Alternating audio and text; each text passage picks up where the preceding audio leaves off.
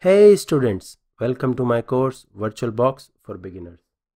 In this course, you will learn about some virtualization basics and familiarize yourself with some common terms like VM, guest OS, host OS, etc. After that, I will show you how to download and install VirtualBox on a Windows 10 operating system, and then you will create your first ever virtual machine.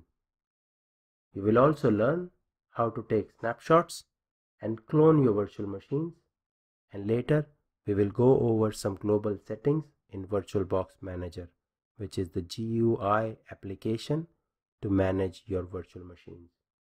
After that, I will show you how you can import and export your virtual machines so you can move them between physical hosts.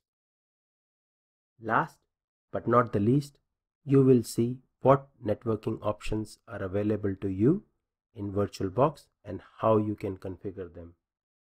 Now a bit of an introduction about myself. My name is Vikas and I have been an IT professional for over 11 years now. I've worked in different fields like system administration, unified communications, networking, virtualization, and more recently I've been working in cybersecurity and big data. So once again, thank you for choosing this course, and I'm excited to help you on your path to becoming a virtualization expert. So I will see you in the next video. Thank you.